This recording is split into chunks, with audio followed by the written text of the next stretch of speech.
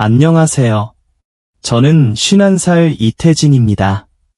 제 이름을 들어보셨는지 모르겠지만 제가 세운 소프트웨어 기업 네오솔루션은 세계에서 가장 혁신적인 기업 중 하나로 평가받고 있습니다.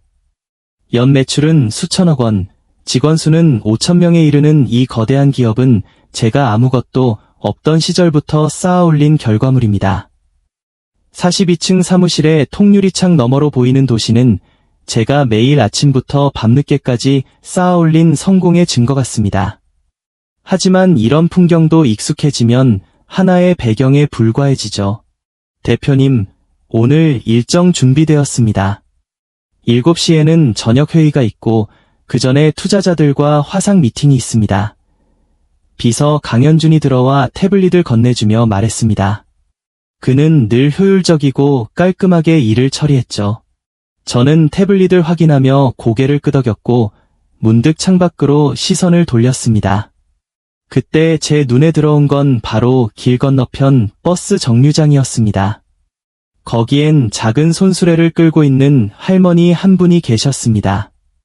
손수레에는 딸기와 귤 몇 상자가 놓여 있었고 할머니는 그걸 정성스럽게 정리하고 계셨습니다. 강 비서, 저 할머니 매일 거기 계신 분 아닌가요? 네, 맞습니다. 몇 주째 보이시더군요. 과일을 파시는 것 같습니다. 저는 말끝을 흐리며 미간을 찌푸렸습니다. 이 건물은 연간 임대료만 수백억 원이 넘는 프라임 오피스입니다. 이런 곳 앞에서 과일을 파는 모습은 솔직히 건물 이미지에 맞지 않습니다. 경비팀에 연락해서 말씀 좀 드리세요. 고객사 임원들도 자주 오시는데 보기 좋지 않잖아요. 강 비서는 잠시 머뭇거리더니 고개를 끄덕였습니다. 알겠습니다. 바로 처리하겠습니다. 저는 다시 창밖을 바라봤습니다. 세심하게 손질한 머리카락, 명품 슈트, 성공을 상징하는 고급 시계. 20년 전 모든 것을 잃었던 청년이었던 제가 이제는 세계적인 CEO로 올라섰습니다. 그날 오후 예상치 못한 일이 벌어졌습니다. 저녁쯤 밖에서 소란스러운 소리가 들려왔습니다. 할머니, 이제 그만 가세요. 저희가 몇 번이나 말씀드렸잖아요. 창문 밖을 내려다보니 경비원 한 명이 할머니를 막아서고 있었습니다. 손수레가 기울며 딸기와 귤이 바닥에 흩어졌습니다. 할머니는 낡은 고무장갑을 낀 손으로 허리를 굽혀 흩어진 과일을 주워 담고 있었습니다. 오늘 하루만 더 부탁드립니다. 이 과일들을 못 팔면 모두 버려야 해요. 할머니의 목소리가 바람을 타고 제 귀에 들렸습니다. 저는 강 비서를 호출했습니다. 경비팀에서 잘 처리했나요? 네, 할머니께 정중히 말씀드렸습니다만 실랑이가 있었습니다. 실랑이라니요? 죄송합니다. 할머니께서 계속 남아 계시고 싶어 하셨던 것 같습니다.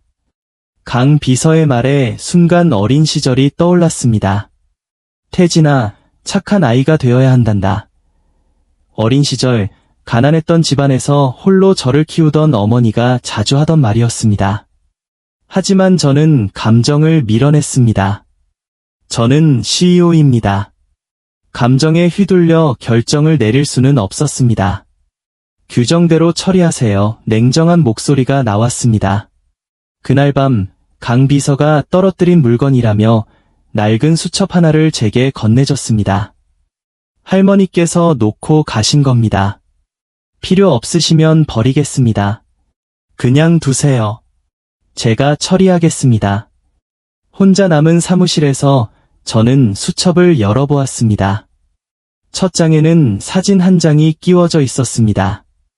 사진 속에는 갓난아기를 품에 안은 젊은 여인이 있었습니다.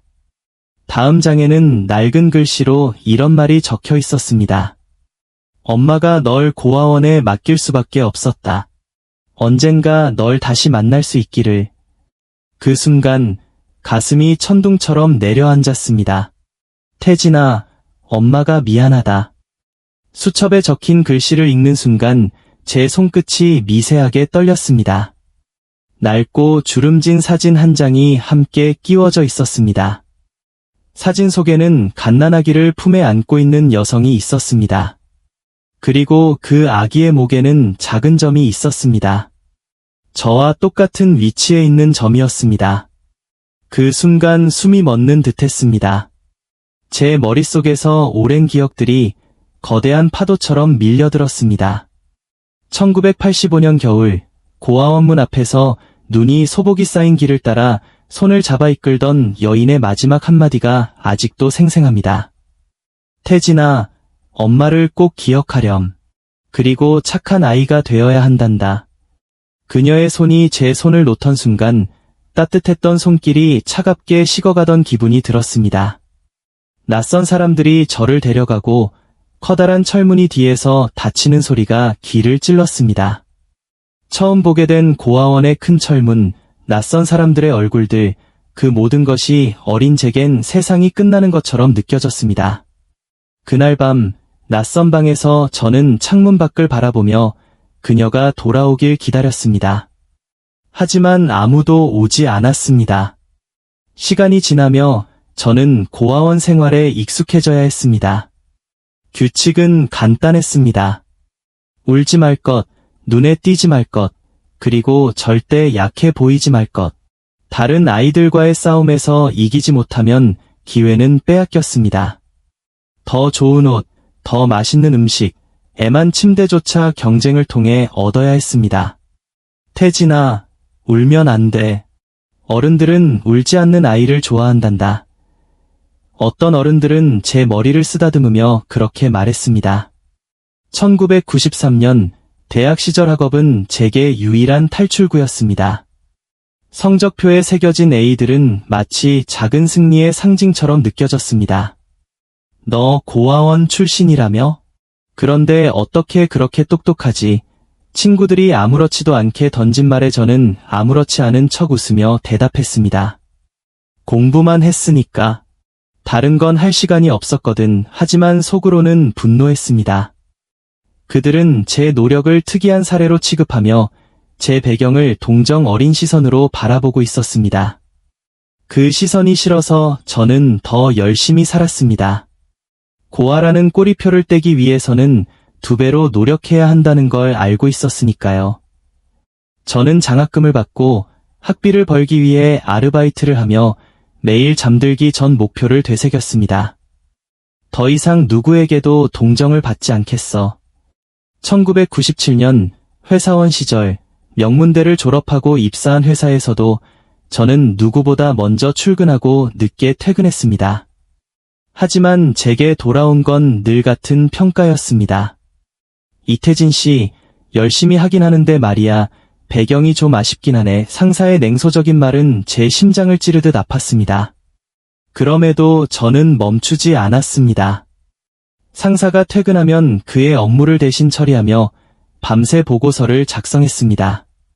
그럴 때면 혼자 어둠 속에서 이렇게 다짐했습니다. 언젠가 나만의 회사를 만들어 나 같은 사람들에게 기회를 줄 거야. 첫 직원은 단 2명. 재정 상태는 불안했지만 아이디어 하나만은 누구보다도 강력했습니다. 그 작은 불씨는 빠르게 타올라 지금의 거대한 불꽃이 되었습니다.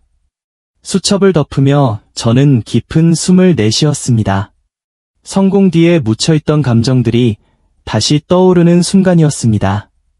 어머니가 왜 그날 저를 고아원에 맡겨야 했는지 그 이유를 이해하고 싶으면서도 동시에 너무 늦은 건 아닌가 하는 두려움이 몰려왔습니다. 제 성공은 모두가 부러워하는 것이었지만 그 과정에서 밀어냈던 기억들이 마치 거대한 파도처럼 몰려들고 있었습니다. 저는 창가로 다가갔습니다.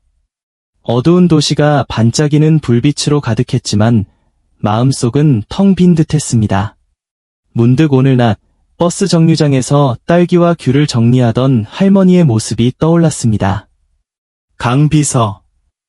네, 대표님. 오늘 그 할머니 말입니다. 손수레를 끌고 골목으로 사라지는 걸 보았습니다. 저는 강 비서를 잠시 바라보다 말했습니다. 내일 일정 모두 취소하세요. 그 수첩, 제가 직접 돌려드리겠습니다. 강 비서는 놀란 표정을 감추지 못했습니다. 대표님께서요? 직접 가시겠다고요? 네, 내가 가야 할 일이니까요. 그날 밤 저는 사무실에 남아 할머니와 수첩 속 글씨를 떠올리며 한참을 고민했습니다. 그리고 결심했습니다. 내가 지금 이 자리에 설 수 있었던 이유를 기억해야 한다. 다음 날 아침, 저는 어제와는 다른 긴장감 속에서 버스 정류장으로 향했습니다. 평소 출근길이 아니라 수첩 속 글씨와 사진이 이끄는 길이었습니다. 어머니라고 확신할 수는 없었지만 수첩과 사진에서 느껴지는 감정은 제게 무언가를 말하고 있었습니다. 정류장에 도착했을 때 할머니의 모습은 보이지 않았습니다. 대신 전날 흩어져 있던 귤 껍질 몇 조각만이 바람에 날리고 있었습니다. 저는 주변 상점 몇 곳을 돌며 할머니를 찾기 시작했습니다.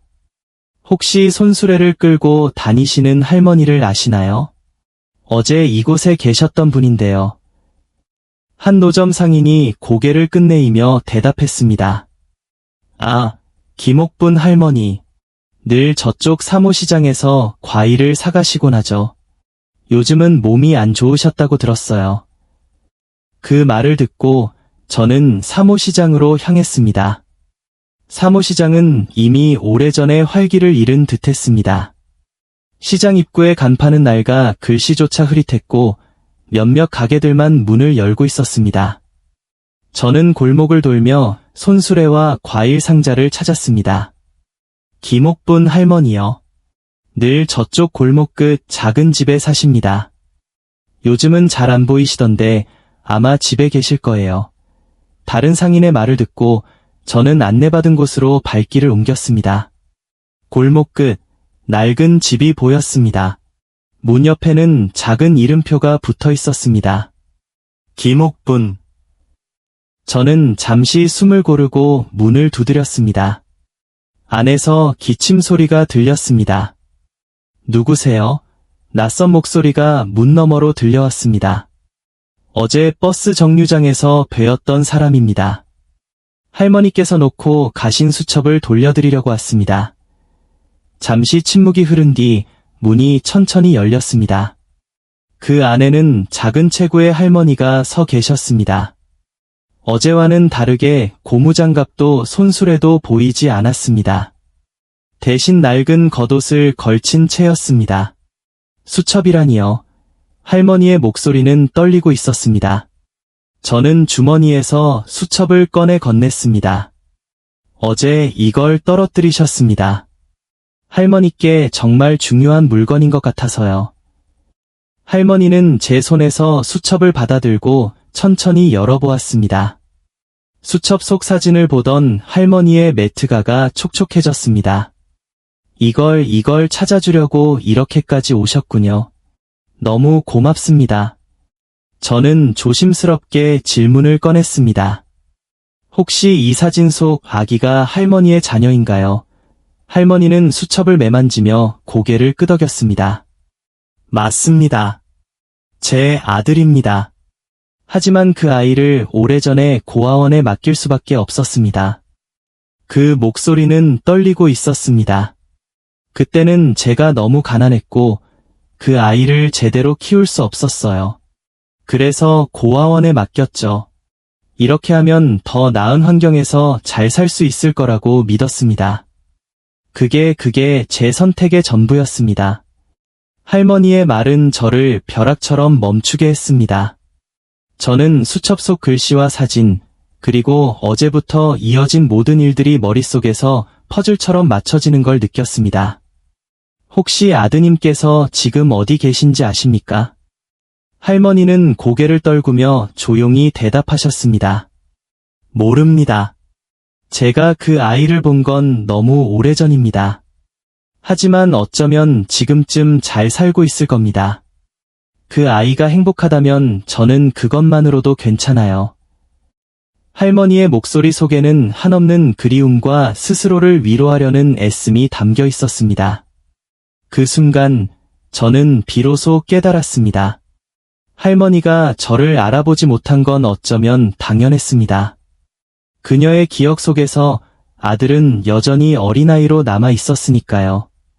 그리고 저는 그녀가 남긴 흔적을 통해서야 과거를 이어 붙일 수 있었습니다.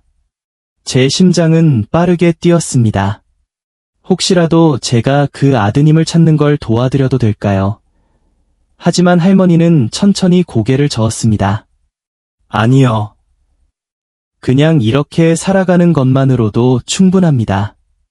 그 아이가 행복하기를 바라는 마음이면 충분합니다. 집을 나서는 길, 저는 한참 동안 발걸음을 옮기지 못했습니다. 머릿속은 복잡했고 가슴은 더 무거웠습니다. 정말 어머니일까? 아니, 이건 단순한 우연일지도 몰라. 하지만 제 마음 한구석에서는 이미 진실을 알고 있었습니다. 그날 밤, 저는 잠을 이룰 수 없었습니다.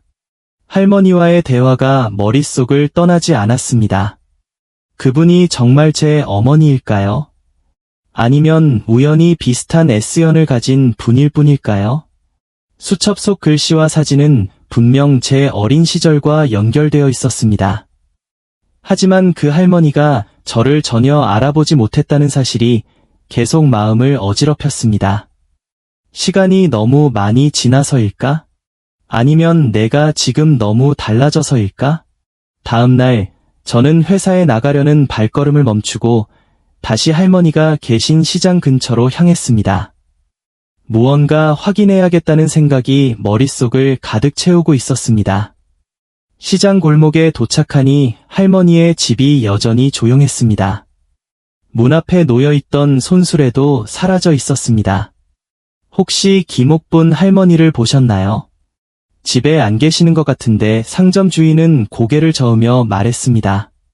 아침 일찍 병원에 가신 것 같던데요. 요즘 몸이 많이 안 좋으신 모양입니다. 병원이라는 단어는 제 가슴에 돌덩이를 올려놓는 것 같았습니다. 저는 급히 주변 병원을 수소문하기 시작했습니다. 몇 시간을 헤맨 끝에 마침내 할머니를 을 수 있었습니다. 작은 병실, 침대에 누워 계신 할머니의 모습은 더 초췌해 보였습니다. 간호사가 조용히 말했습니다. 몸이 많이 약해지셔서 정기적으로 치료를 받으러 오십니다. 요즘엔 과일 장사도 거의 못 나오시더라고요. 할머니는 제가 병실 문을 열고 들어가자 고개를 돌리셨습니다. 놀란 표정이 잠시 스쳤지만 금세 온화한 미소를 지으셨습니다. 어제 찾아오셨던 젊은 분이네요. 여긴 어쩐 일이신가요? 저는 침대 옆 의자에 앉으며 대답했습니다. 어제 할머니 말씀을 듣고 나니 다시 찾아뵙고 싶었습니다. 저도 사실 제 과거와 관련된 걸 찾아보고 있거든요. 할머니는 조용히 고개를 끄덕이며 제 말을 들으셨습니다. 저는 수첩 속 글씨와 사진에 대해 물으며 제 어린 시절 이야기를 할머니께 들려드렸습니다. 제가 어렸을 때 고아원에 맡겨졌습니다. 그리고 제게는 이 사진과 비슷한 벅안이 남아 있었습니다. 수첩에 적힌 글씨는 제가 평생 한 번도 받아본 적 없는 메시지를 담고 있었죠. 미안하다, 자랑스럽다 같은 말들. 할머니는 저를 오래도록 바라보셨습니다. 말없이 흘러가는 그 시간이 너무 길게 느껴졌습니다. 그리고 마침내 아주 작은 목소리로 대답하셨습니다. 그 아기가 당신일 수도 있겠네요. 그 한마디가 저를 전율하게 했습니다. 하지만 왜 저를 몰라보셨습니까? 제 목소리가 조금 떨렸습니다. 할머니는 고개를 숙이며 힘겹게 말씀하셨습니다. 제가 기억하는 내 아들은 늘 어린아이로 남아 있었어요. 마지막으로 본 날 작은 손을 꼭 잡고 있었던 그 모습만이 제게 남아 있었습니다. 당신처럼 이렇게 훌륭하게 성장한 모습은 상상도 하지 못했습니다. 그 말을 듣는 순간 저는 할머니가 그 긴 세월 동안 어떤 마음으로 살아왔는지 어렴풋이 이해할 수 있었습니다. 그날 병실에서 나오는 길, 제 마음속에는 또 다른 질문이 떠올랐습니다. 나는 왜 어머니를 바로 알아보지 못했을까? 제 머릿속에는 어린 시절 고아원에서 받은 상처와 성공을 향해 달리며 억눌렀던 감정들이 얽혀 있었습니다. 어머니와 재회한 기쁨과 더불어 과거의 기억을 외면하며 살아왔던 스스로에 대한 부끄러움도 느껴졌습니다. 며칠 후 저는 할머니를 다시 찾아뵈었습니다. 이번에는 병실이 아닌 시장 근처의 노집이었습니다. 할머니는 손수레를 정리하며 제게 미소를 지으셨습니다. 요즘은 손님이 많지 않아도 이렇게 조금씩 움직이는 게 좋네요. 저는 할머니 곁에 앵고이야 조용히 말했습니다. 어머니라고 불러도 될까요? 할머니는 한참 동안 대답하지 않으셨습니다. 그리고 천천히 고개를 끄덕이며 말씀하셨습니다. 이제는 괜찮을 것 같아요. 그렇게 불러도 괜찮다고 하신 그날, 저는 처음으로 할머니를 안았습니다. 너무나 마르고 약해 보였지만 그 안에서 느껴지는 따뜻함은 어린 시절의 기억을 떠올리게 했습니다. 그리고 그 순간 저는 깨달았습니다. 제가 진정으로 찾아야 했던 건 성공도 부도 아니었습니다. 바로 제 뿌리, 그리고 잃어버렸던 사랑이었습니다. 겨울이 끝나고 따뜻한 봄이 찾아왔습니다. 저는 여전히 바쁘게 살고 있지만 이전과는 조금 다른 마음으로 하루를 맞이하고 있습니다. 회사 42층, 제 사무실 창밖 풍경은 변함없었습니다. 빌딩 숲 사이로 붉은 노을이 지는 이 도시는 여전히 화려했고 여전히 빠르게 돌아가고 있었습니다. 하지만 그 풍경을 바라보는 제 마음은 달라져 있었습니다. 사무실 한쪽 벽에는 작고 단정한 액자가 걸려 있습니다. 거기엔 낡은 수첩 속 사진이 깔끔히 복원되어 들어가 있었습니다. 사진 속 젊은 여인과 갓난아기가 담긴 모습은 제가 어릴 때부터 꿈꿔왔던 가족의 실체였습니다. 대표님, 오후 회의 준비 완료됐습니다. 비서 강현준이 제게 보고했습니다. 고맙습니다. 그런데 오후 일정은 모두 취소해주세요. 오늘은 가족과 중요한 약속이 있습니다. 강 비서는 놀란 듯 고개를 들었지만 이내 웃으며 고개를 끄덕였습니다. 알겠습니다, 대표님. 저는 사무실을 나와 엘리베이터를 탔습니다. 도착한 곳은 회사 건물 1층 로비. 거기엔 할머니, 아니, 이제는 어머니라 부르는 분께서 기다리고 계셨습니다. 어머니는 깔끔한 회색 코트를 입고 손에 작은 장바구니를 들고 계셨습니다. 늦진 않았죠? 제가 말을 건네자 어머니는 부드럽게 웃으시며 대답하셨습니다. 아니, 내가 늦더라도 난 기다릴 수 있어. 너를 기다리며 살던 세월이 얼마나 긴데 그 말에 저는 잠시 가슴이 뭉클했습니다. 오늘은 특별한 날이었습니다. 어머니를 모시고 시장 대신 새로운 곳으로 향했습니다. 제가 회사 옥상에 만든 작은 정원이었습니다. 그곳엔 어머니가 직접 심으신 딸기와 귤나무가 잘 자라고 있었습니다. 어머니, 이건 이제 어머니가 돌보시는 정원이에요. 시장에 나가실 필요 없이 여기서 과일을 기르시면 됩니다. 회사 구내식당에서도 사용할 거고 직원들과 나눌 수도 있어요. 어머니는 깜짝 놀라며 눈을 크게 뜨셨습니다. 내가 이런 걸 다 준비했니? 정말 고맙구나.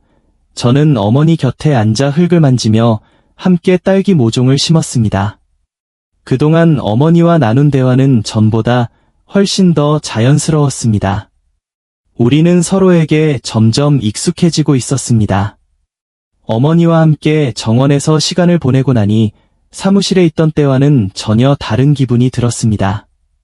저는 항상 숫자와 결과에만 얽매여 살았지만 이제는 사람들과의 소소한 교류에서 따뜻함을 느끼고 있었습니다. 대표님, 새로운 프로젝트 진행 사항을 보고드리겠습니다. 다음 날 개발팀장이 회의실에서 자료를 들고 말했습니다. 스크린에는 프로젝트 이름이 크게 떠 있었습니다.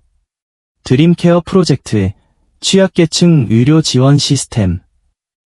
이 시스템은 경제적으로 어려운 분들이 적절한 치료를 받을 수 있도록 돕는 AI 기반 의료 서비스입니다. 대표님께서 제안하신 프로젝트입니다. 회의실의 임원들이 고개를 끄덕이며 자료를 확인했습니다. 저는 창밖을 바라보며 조용히 미소를 지었습니다. 이 프로젝트는 어머니와의 재회를 통해 얻은 영감으로 시작된 것이었습니다. 회사가 점점 더 따뜻한 공간으로 변해가고 있었습니다. 직원들이 어머니를 정원 관리자라고 부르며 웃는 모습은 제게 작은 행복을 안겨주었습니다. 어머니께서 만들어주신 귤잼은 구내식당에서 직원들에게 큰 인기를 끌었습니다. 이 잼은 어디서 샀나요? 진짜 맛있네요. 우리 정원 관리자님이 직접 만드신 거예요. 다음에 한번 찾아뵙죠. 직원들의 웃음소리가 회사 곳곳에서 들릴 때마다 저는 성공이 단순히 성과로만 평가될 수 없음을 느꼈습니다. 해질녘, 어머니와 함께 퇴근하는 길, 우리는 버스 정류장에 잠시 앉았습니다. 이곳은 어머니와 제가 처음 만난 곳이기도 했습니다. 어머니, 그때 여기서 얼마나 추우셨나요? 제가 물었습니다. 어머니는 손을 내밀어 제 테이를 꼭 잡으셨습니다. 그땐 춥지도 않았어. 나 대신 내 아이가 따뜻할 수 있다고 생각하면 그조차 너무 행복했거든. 저는 그 말에 다시 한번 뭉클함을 느꼈습니다. 오늘 저녁엔 제가 된장찌개 끓여드릴게요. 어머니 좋아하시잖아요. 어머니는 천천히 고개를 끄덕이며 말했습니다. 그래, 같이 먹자. 밥을 먹는 건 가족이 가장 행복해지는 시간이니까. 노을이 진 도시의 풍경이 어머니와 저의 그림자를 길게 드리웠습니다. 마치 오랜 시간 동안 서로를 찾아 헤매던 길이 이제야 끝난 것처럼 어머니와 제가 잃어버렸던 시간을 하나씩 되찾아가고 있었습니다. 어머니, 이제는 제가 어머니를 지켜드릴게요. 그동안 저를 기다리며 살아오신 것처럼 이제는 제가 그 기다림에 답해야 할 차례입니다.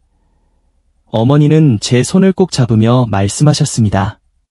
내가 이렇게 커서 돌아왔으니 난 더 바랄 게 없구나. 그 말에 저는 미소를 지으며 걸음을 옮겼습니다. 한강 위로 붉게 물든 노을이 번지고 있었습니다. 이제 제 삶은 차갑고 단단한 성공에서 따뜻하고 부드러운 사랑으로 채워지고 있었습니다.